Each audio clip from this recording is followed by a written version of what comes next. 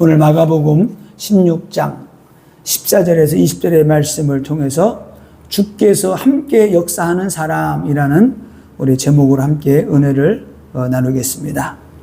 오늘 마가복음 오늘 16장 14절 20절의 말씀을 통해서 이제 마가복음 이제 강해 설교가 오늘로 이제 마지막입니다. 그래서 오늘 성경에 보니까 부활하신 주님이 제자들을 찾아오셨습니다. 제자들을 찾아오셔가지고 그들에게 다시 한번 미션을 주시는 거죠. 사명을 주시고 사명을 감당하실 것을 당부를 하십니다. 여기에서는 간단하게 이렇게 나왔지만은 많은 말씀을 나누셨겠죠. 마가가 여기에서 이렇게 간단하게 이렇게 요약을 해가지고 말씀을 정리해서 이렇게 기록을 했는데 밤새도록 얘기를 했겠죠. 그래서 오늘 어떤 사람에게 주님이 함께 역사하사 복음을 확실하게 증거하게 하시는가, 오늘 본문 말씀을 통해서 오늘 한번 살펴보겠습니다. 근데 오늘 예수님이 오셔가지고 그 후에 그랬어요. 그 후에 예수님이 오셔가지고 근데 예수님 십자가에 죽으시고 이제 3일 된 거죠. 오늘 예수님께서 다른 성경에 보니까 언제 오셨는가 보니까 안식 후 첫날이에요. 그날 예수님이 부활하시고 저녁에 온 거예요. 제자들이 예수님의 부활을 믿지 않으면서 배는 고팠는지 다 이제 저녁 음식 먹을 때에 주님이 오신 거예요. 오셔가지고 가장 먼저 뭐라고 말씀하시느냐, 그들의 믿음 없는 것과 마음이 완악한 것을 주님이 책망하셨어요. 그래서 그들의 믿음 없는 것을 주님이, 그러니까 이들이 예수님을 막 그렇게 따라다니고 예수를 믿긴 믿었는데 많은 걸 놓치고 있었죠, 이렇게. 그래서 그들의 마음이 믿음이 없는 것. 첫 번째는 믿음이 없는 것을 주님이 책망하셨어요. 그 다음에 마음이 완악한 것을 꾸짖으셨어요. 믿음이 없는 것. 아니, 믿음이 없으면 마음이라도 이렇게 말씀 받아들이는 그런 좋은 마음이 되는데 믿음도 없고 마음도 완악하다는 거예요.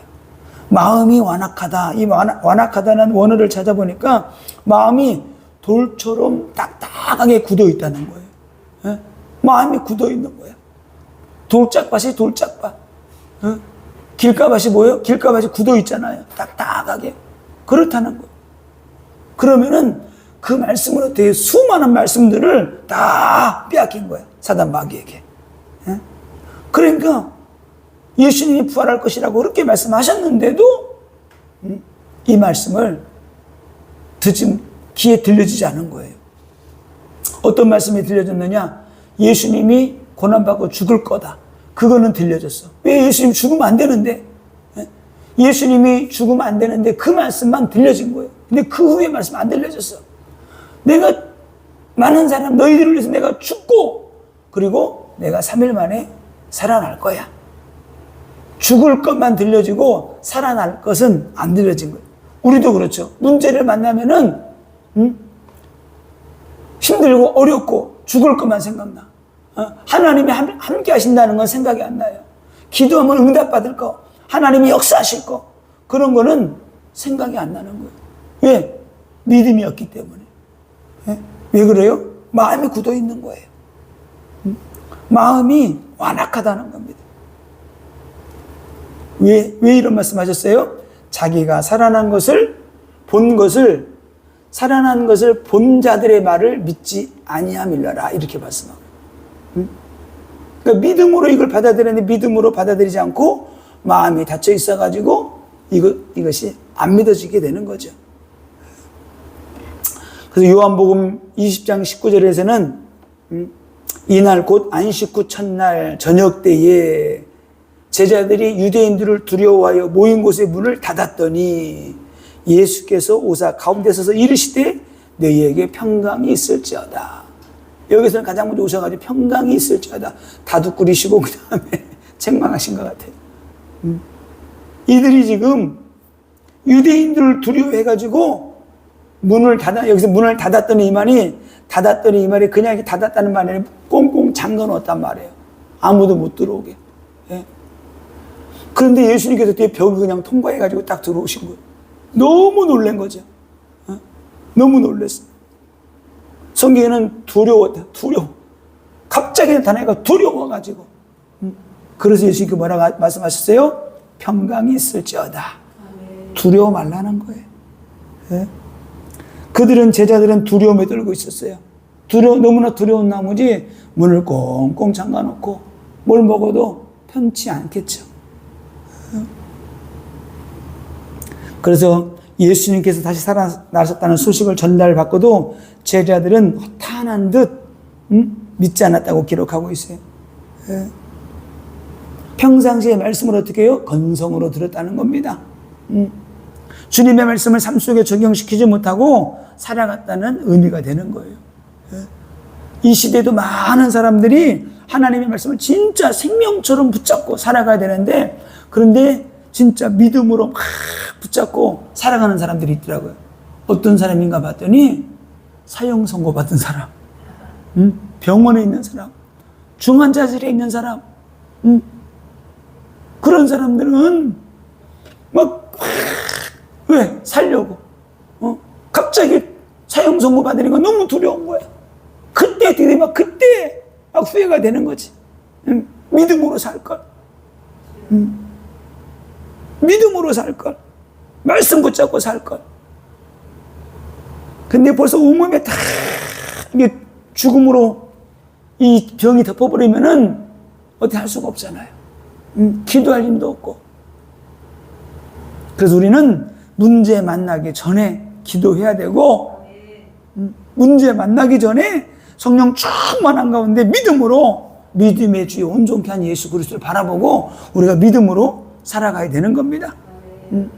예수님이 부활하실 것이라고는 생각도 못하고 살아가는 거예요. 우리가 이 땅에 살면서 믿음 생활하고 신앙 생활할 때에 진짜 내 인생 가운데 주님이 항상 나와 함께 하시고, 내가 어떤 일을 만나든지 내가 기도하면 응답해 주시고 하나님이 역사해 주시고 나의 길을 인도하신다. 그 믿음을 가지고 살아야 돼요. 그 믿음이. 이 믿음이 없으면 신앙생활 하는데 진짜 어려움 당해. 늘 조금 문제만 당해도, 누가 좀 안 좋은 소리만 해도, 조금만 이상해도 자기 감정에 휘말려가지고 막 요동하는 거예요. 어떻게 할지를 몰라요. 두려움이 있는 사람은 그렇죠. 특별히 이 고소공포증 있는 사람, 높은 데로 못 올라간대. 조금만 높아도 두려운 거예요. 조금만 높아도. 비행기 타면 난리 나겠죠. 그게 영적인 문제잖아요. 그래서 많은 크리스찬들이 신앙생활을 예배드리는 것과 밖에서 사는 것을 별개로 생각을 해요. 예배는 예배, 내 삶은 내가 사는 거니까 이렇게. 안 그래요. 연결돼야 돼요.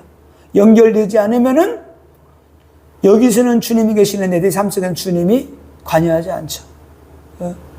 주님이 함께하는 삶이 되려고 하게 되면은 내가 예배드리는 그 삶, 거룩하게 예배드리고 경건하게 예배드리고 믿음으로 기도하고 부르짖고 했던 것처럼 우리 삶 속에서도 그것이 그대로 이어지게 되면은 응답받는 인생 되는 겁니다. 자, 그래서 올해는 우리가 하나님의 오늘 올해 저도 뒤돌아보니까 하나님이 많은 은혜 주셨어요. 진짜 많은 은혜 주셨고, 하나님이 말할 수 없는 은혜. 작년에도 그렇고. 그래서 많은 하나님의 은혜를 주셔가지고, 하나님이 은혜 주셨죠. 믿음을 주셨죠. 하나님 또 교회 세우셨죠. 또 성령의 불로 강력하게 하나님 또, 성령 세례 부으셨죠. 너무나 많은 것들을 하나님이 부으셨더라고요. 그래서 2025년도에는 더, 우리가 큰 믿음으로 자라나서 더 응답받는, 축복받는 우리가 새해가 되어야 되겠습니다. 그래서 우리가 오늘 예수님의 제자들의 믿음 없는 것을 택하셨는 책망하셨는데 2025년도에는 우리가 진짜 믿음을 가지고 응답받는, 더 큰 응답받는, 축복받는, 그래서 금요일에 말씀드렸던 것처럼 형통한 축복을 누리는 2025년도가 돼야 되겠습니다.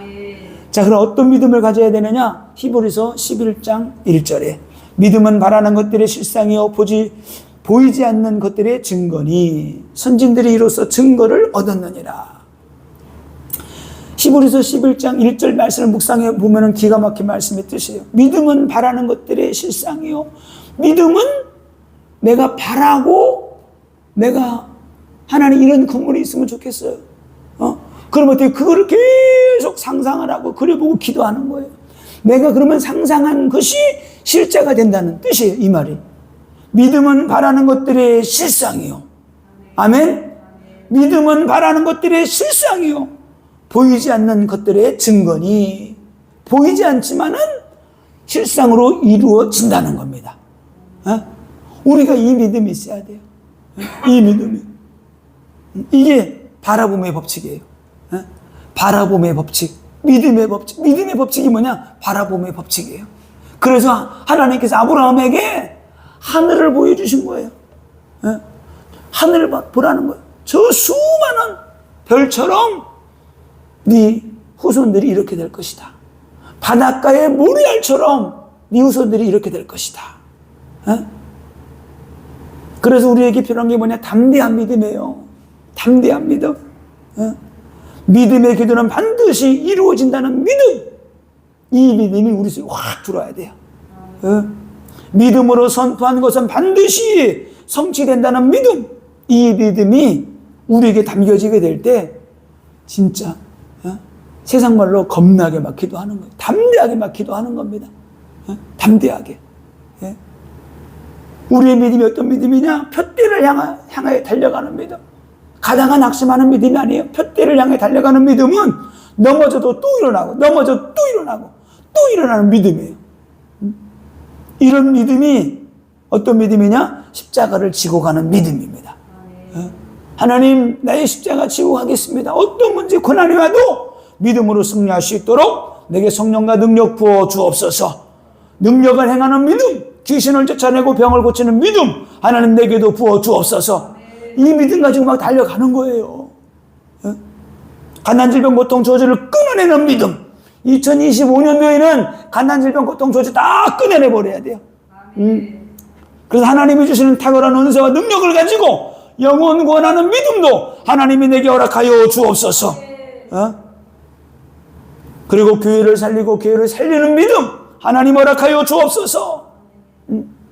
제가 어떤 믿음을 가져야 되는가 하다 보니까 쭉 이렇게 나왔어요. 한 20가지 정도가 나왔어요. 이런 믿음을 가졌으면 좋겠습니다. 좌로나 우로나 흔들리지 않는 믿음. 우리는 너무나도 자주 흔들리잖아요. 믿음이 이렇게 세워졌다가 좀 흔들리면 어떻게 또 내려갔다가 또 내려간 거 또 올리려다가 늘 거기서 왔다 갔다. 그래서 우리는 좌로나 우로나 흔들리지 않는 믿음을 갖게 될 때 우리가 열매 맺는 인생이 되는 겁니다. 그래서 어떤 믿음이 있어야 되냐? 응답받는 믿음. 그냥 부르짖는 기도에서 그치는 것이 아니고 응답받는 믿음. 이파리만 무성하다고 그랬잖아요. 그게 아니고 이제는 어떻게 돼요? 이파리가 무성한데 그 속에 열매가 있는 믿음. 이런 믿음이 있어야 돼요. 그런 사람을 하나님께서 인정하십니다. 하나님께 인정받는 믿음. 이런 사람의 믿음을 뭐라 그래요? 장성한 자의 믿음이라고 그래요. 장성한 자의 믿음. 이런 믿음이 있어야 돼요. 열매 맺는 사람들을 하나님의 성경에 보니까 기뻐하신대요. 하나님께서 인정하시고 하나님께서 기뻐하시는 그 믿음. 이런 믿음이 우리에게 있어야 돼요. 열매를 풍성하게 맺을 때 하나님이 기뻐하시잖아요. 시편 82편 10절에 나는 너를 애굽 땅에서 인도하여 낸 여호와라. 내 하나님이니 내 입을 크게 열라. 내가 채우리라. 아멘? 다시 말하면 뭐예요? 큰 믿음을 가지라는 거예요. 큰 믿음을. 네? 큰 믿음을 갖게 될 때 하나님이 채워주신다는 거예요. 네? 제가 허무맹랑한 소리 같지만은 대전 150만인데 하나님 내가 15만 영혼은 살리겠습니다. 그냥 허무맹랑한 그래 하는 게 아니에요.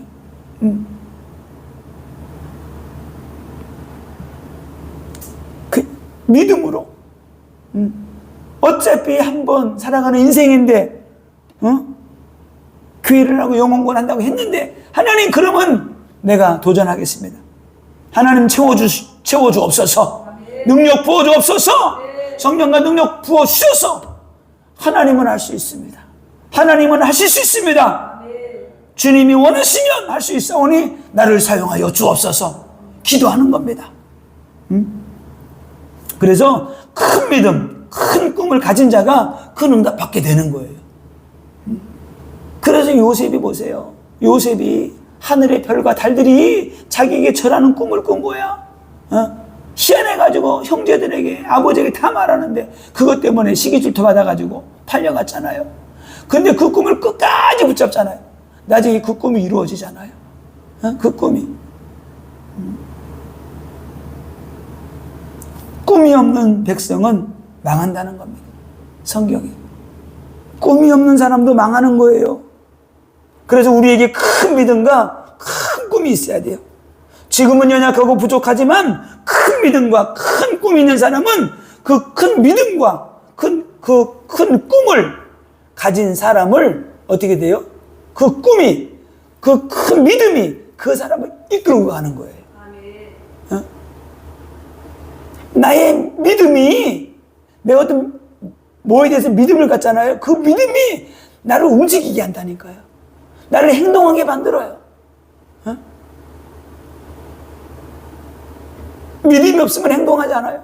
내가 큰 꿈을 가지고 있다. 믿음을 가지고 있다. 하나님 이것이 이루어지기를 원합니다. 그럼 어떻게 돼요? 그 꿈을 가졌기 때문에 그 꿈이 나를 행동하게 해요. 나를 움직이게 해요. 나를 기도하게 만들어요. 우리에게 그것이 없기 때문에 자꾸 낙심하는 거예요. 가다가 낙심하고 이것 때문에 낙심하고. 그러나 꿈이 있는 사람은 절대로 포기하지 않습니다. 하나님이 주신 꿈, 하나님이 주신 믿음, 이게 있어야 돼요. 이게 있어야지만이 삶의 원동력이 돼가지고 성령이 우리를 이끌어 나가는 거예요.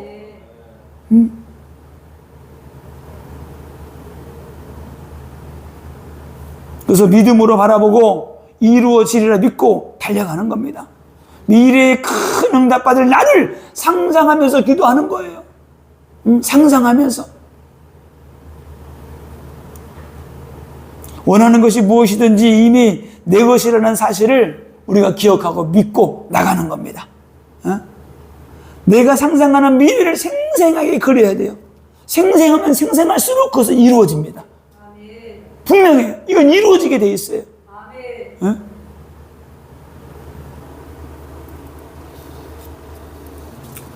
우리 사모를 우리 잠실에서 제가 부교육자로 있을 때 어떤 사람이 소개시켜 줬어요. 그래서 처음 만나가지고 처음 만날 때 그렇게 얘기를 했어요. 나는 결혼을 전제로 만나고 싶다. 처음 만났을 때. 그래서 같은 교회에 있었는데 얼굴도 몰랐어요. 그리고 그냥 보자마자 그런 말을 한 것은 마음이 있었죠. 이렇게 그냥 결혼을 전제로 만나고 싶다. 그리고 나는 결혼할 마음이 있었어요. 그러니까 그 마음이 있었기 때문에 그냥 꾸준히 이렇게.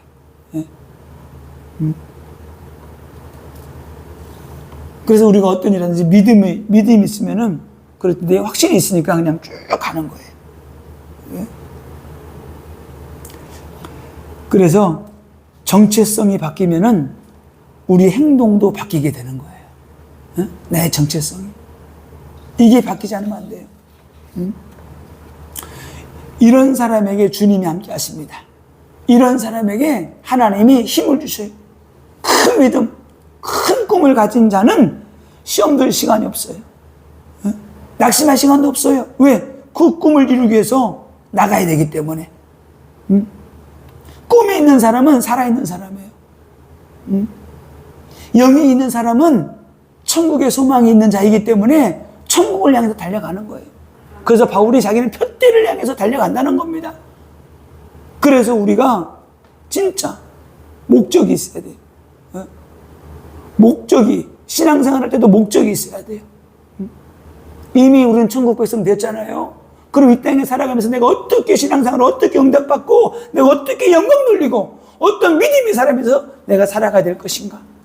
저에게는 분명한 목회관이 있고 목회에 대한 철학이 있기 때문에 막 부르짖고 기도하는 거예요. 대전 복음해야 되겠다. 교회가 성도가 채워지게 되면은 이렇게 일꾼 세워서 다 사역자를 세워가지고 전도제자 세워서 치유사역자를 세워서 영혼 구원하는데 다 세워야 되겠다. 그러니까 막 가슴에 불이 타는 거예요. 막 전도하고 싶어서 난리가. 그 지금 기도하고 있어요. 어떻게 하나님, 어떻게 전도해야 되겠습니까?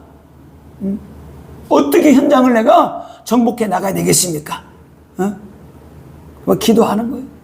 성령의 인도 받아서 전도하고 싶어가지고 정확하게 성령의 인도 따라서 구원받을 사도행전 13장 48절에 영생을 받기로 작정된 사람은 다 믿더라 그러는데 그 사람들을 하나님 만날 수 있도록 인도하여 주옵소서. 역사하여 주옵소서. 내 걸음이 헛된 발걸음이 되지 않도록 하나님 나를 사용하여 주옵소서. 기도하는 거예요. 그래서 주님은, 부활하신 주님은 우리에게 뭐라고 말씀하세요? 만민에게 가서 복음을 증거하는 겁니다. 그래서 성령 받고 능력 받으라고 말씀하시는 거예요, 주님께서. 그래서 우리가 이런 믿음을 가지고 만민에게 가서 복음을 전파하는 거예요. 이런 믿음을 가지고. 이런 사람에게 주님이 함께 하신다니까요. 주님이 함께 하사 역사하는 사람. 이런 믿음을 가지고 있는 사람들에게 주님이 함께 하시고 주님이 역사하십니다. 오늘 마가복음 16장 15절에 또 이르시되 너희는 온 천하에 다니며 만민에게 복음을 전파하라. 만민에게. 오늘 만민에게 복음을 전파하라 그러면서 뭐라고 말씀하십니까? 믿고 세례를 받는 사람은 구원을 얻을 것이요. 가서 뭐요? 복음을 증거하는데 저들을 예수를 믿게 하고 그리고 세례받게 하라는 건 뭐예요? 벌써 믿음의 사람으로 세워졌다는 거예요. 아무에게나 세례 주지 않잖아요. 초대교회 때부터 청교도들은 사람이 들어오면 있잖아요. 그냥 세례 주지 않아요. 정확하게 많은 신앙을 검토를 하고 확실하게 복음이 세워졌을 때, 신앙 고백 되어졌을 때 그때 세례를 주더라고요. 정확한 신앙 고백이 되어질 때. 그러면은 믿고 세례를 받는 사람은 구원 얻을 것이고 그랬는데 정확하게 복음으로 세워졌다는 겁니다. 그리고 믿지 않는 사람은 정죄를 받으리라. 벌써 믿지 않는 사람들은 벌써 심판받을 사람들이기 때문에 그들은 안 믿는 거예요. 그러나 어떻게 우리는 끝까지 복음 전해야 돼요. 끝까지. 자, 근데 오늘 이렇게 말씀하십니다. 믿는 자들에게는 이런 표적이 따르르니 주님이 이런 표적과 능력을 주시겠다는 거예요. 내 이름으로 귀신을 쫓아내며 주님이 그래서 성령 받고 능력 받아야 될 이유가 여기 있는 거예요. 복음 증거하는데 주님이 함께 하시면 어떻게 돼요? 내 이름으로 귀신을 쫓아내고 손은 든지 뭐요? 병이 치유되고 떠나가고 그리고 새 방언을 말하며 뱀을 집어 울리며 하나님의 은사도 주시고 능력도 주시고 사단 마귀를 악한 영들을 꺾어버릴 수 있는 권세와 능력도 부어주시겠다는 거예요. 그리고 무슨 독을 마실지라도 해를 받지 아니하며 참 복음 증거하는데 사탄 마귀 악한 영들이 방해를 해도 영향받지 않는다는 거예요. 복음은 증거되어진다는 겁니다. 사단이 역사해도 주님이 함께 하시기 때문에 괜찮다는 거예요. 병든 사람에게 손을 얹은 즉 나으리라 하시더라. 너희들이 전할 때, 복음 전할 때 손 얹고 기도하면 병이 낫을 것이기 때문에 가서 만민에게 가서 복음 전하라는 거예요. 오늘 마가복음 16장 19절에서는 또 이렇게 말씀합니다. 주 예수께서 말씀을 마치신 후에 하늘로 올려지사 하나님 우편에 앉으시니라. 지금 오늘 마가복음 16장에 나와 있는 이 말이 쭉 이어졌는데 여기는 좀 많은 간격이 있죠. 예수님께서 부활하시고 난 다음에 오셔가지고 뒤에 40일 동안 하나님 나라에 대해서 말씀하셨잖아요. 그러니까 요가 이제 16장 14절하고 19절하고는 한 40일 정도가 차이가 있는 거죠. 그죠? 주님께서 하늘로 올라가셨는데 오늘 하나님 우편에 앉아 계시다 그랬어요. 앉으시니라. 자, 하나님 우편에 앉으시니라 이 말에 또 여러 가지 의미가 있는데 지금도 예수님은 하나님 우편에 앉아 계시다는 그런 의미가 있습니다. 그리고 예수님이 하나님의 권세와 능력을 가지고 계심을 의미하는 거예요. 그리고 지금도 예수님은 일하고 계신다. 그런 의미가 있습니다. 만물을 통치하시는 통치자라는 걸 의미하는 거예요. 그리고 예수님은 교회의 머리로서 하나님의 우편에서 교회를 통치하시고 계심을 의미하는 거예요. 하나님 우편에 앉아 계시느냐 이런 의미가 있는 겁니다. 또 예수님은 하나님의 아들로서 경배의 대상임을 말씀하고 있는 거예요. 또 예수님은 승천하신 하늘의 탁월한 권세와 능력을 얻으셨음을 의미하는 거예요. 하나님께로부터 모든 권세와 능력을 부여받아가지고 만물을 다스리고 계시다는 것을 의미합니다. 하나님 우편에 앉으셨다는 것은 다시 말하면 지금도 뭔가를 수행하고 계시다는 거예요. 우리 예전에 드라마, 사극 같은 거 보게 되면 왕이 그 왕좌에 딱 앉아 있잖아요. 그게 항상 앉아 있는 게 아니잖아요. 뭔가 일을 할 때 여기 앉아 있잖아요. 그 의미예요. 예수님께서 하나님 보좌 우편에 앉아 계시다. 그 말은 뭐예요? 그거는 하나님 항상 그 보좌에 앉아 계시는 거예요. 그럼 24시간 하나님의 일을 행하신다는 거예요. 우리를 통치하시고 다스리신다는 거예요. 그런 의미가 있는 겁니다. 하나님 보좌 우편에 앉아 계신다 그랬는데 그런데 성경을 자세히 보니까 그러면 실제적으로 예수님은 어디에 앉아 계시는가 봤더니 예수님은 하나님 보좌에 앉아 계시는 거예요. 하나님 보좌에. 계시록 3장 21절에 이기는 그에게는 내가 내 보좌에 함께 앉게 하여 주기를 내가 이기고 아버지 보좌에 함께 앉은 것과 같이 하리라. 아버지 보좌에 자기가 앉아 있다는 거야. 이기는 자들에게는 이 축복을 주겠다는 거예요. 원래 예수님은 홀로 하나이신 하나님 자신이잖아요. 그래서 예수님이 하나님 보좌에 탁 앉아 계시는 거예요. 계시록 7장 10절에 큰 소리로 외쳐 이르되 구원하심이 보좌에 앉으신 우리 하나님과 어린 양에게 있도다. 구원하심이 보좌에 앉으신 우리 하나님과 어린 양에게 있다는 거예요. 자, 그러면 예수님께서 보좌에 앉아 계시는데 보좌에서 앉아 계시면서 무엇을 하시는가 봤더니 디모데전서 2장 5절 하나님은 한 분이시요 또 하나님과 사람 사이에 중보자도 한 분이시니 곧 사람이신 그리스도 예수라. 예수님은 하나님과 우리 사이에 중보자이신데 중보기도 하신대요. 우리를 위해서 기도하시는 거예요. 우리를 위해서. 히브리서 8장 6절 그러나 이제 그는 더 아름다운 직분을 얻으셨으니 그는 더 좋은 약속으로 세우신 더 좋은 언약의 중보자시라. 언약의 중보자. 로마서 8장 34절에 누가 정죄하리요 죽으실 뿐 아니라 다시 살아나신 이는 그리스도 예수시니 그는 하나님 우편에 계신다요 우리를 위하여 간구하시는 자시니라. 우리를 위하여 늘 간구하시는 분이시네요. 우리를 위해 중보하시는 분. 그래서 낙심할 거 없고 넘어질 필요 없고 시험 볼 필요 없어요. 성령이 또 간절하게 주님이 우리를 중보하신대요. 어떻게 해요? 성령이 말할 수 없는 단식으로 우리를 위하여 친히 간구하시느니라. 성령이.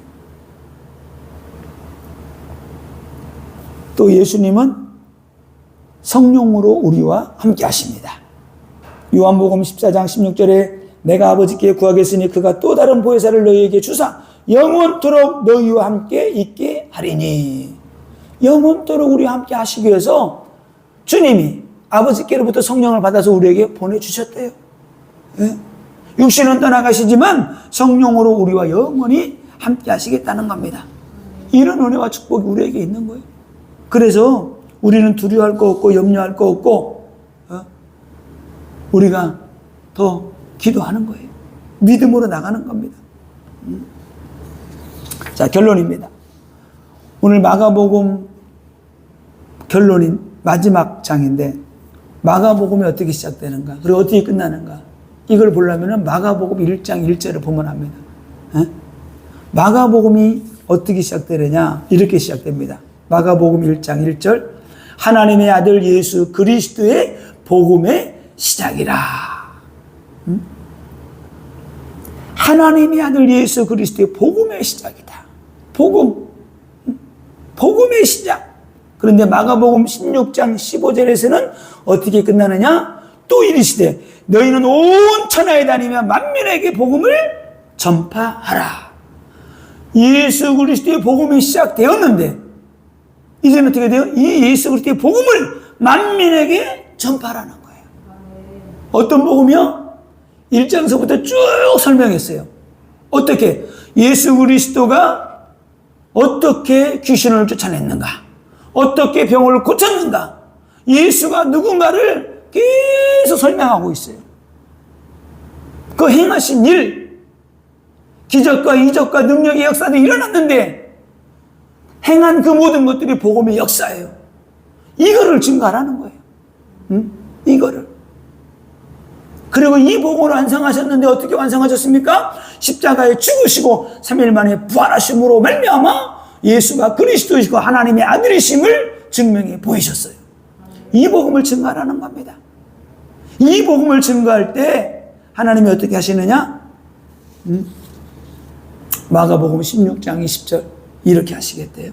제자들이 나가 두루 전파할세 주께서 함께 역사하사 그 따르는 표적으로 말씀을 확실히 증언하시니라. 제자들이 나가 두루 전파할세. 이 말씀은 뭐예요? 이 마가복음이 예수님 부활하시고 난 뒤에 곧바로 지어진 게 아니잖아요. 수십 년 후에 이게 지어진 거예요.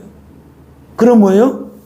이게 성령 받고 능력 받고 난 다음에 복음 증거하다가 이게 기록된 거예요. 마가가 예전에 바울과 함께 전도여행 가서 1차 전도여행 갔다가 도망간 그 마가 말하는 거예요. 그 마가가 다시 힘을 얻고 능력 받고 성령 충만 받아가지고 전도 선교하다가 드디어 이 마가복음을 기록하게 된 거잖아요. 그래서 먼 훗날에 기록했기 때문에 이게 이때는 뭐예요? 주께서 함께 역사하셔서 뭐예요? 하나님의 성령이 전도자들에게 함께 했다는 겁니다. 아멘. 우리가 말씀 들고 복음 들고 나가게 되면은 주님이 성령으로 우리와 함께 하셔요. 아멘. 아멘? 아멘. 그래서 우리는 두려워할 거 없고 믿음으로 나가 복음 전하는 거예요. 현장에 나가 전도할 때 주께서 함께 역사하사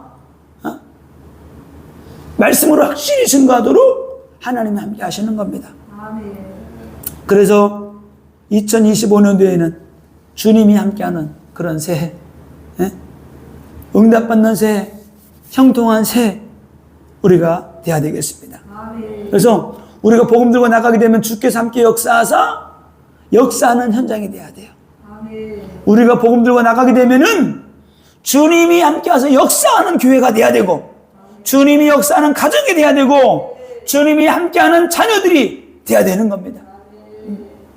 우리가 복음 들고 나가면 주님이 함께 하신다는 거예요.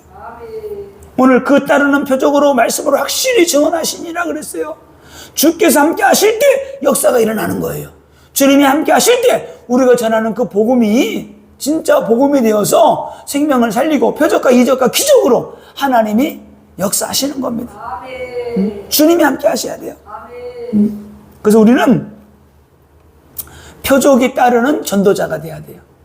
그래서 말씀 묵상, 그렇지, 맞아. 전도자는 표적이 따라야 돼. 우리는 이적이 따르는 전도자가 돼야 되고, 우리는 기적이 따르는 전도자가 돼야 돼요.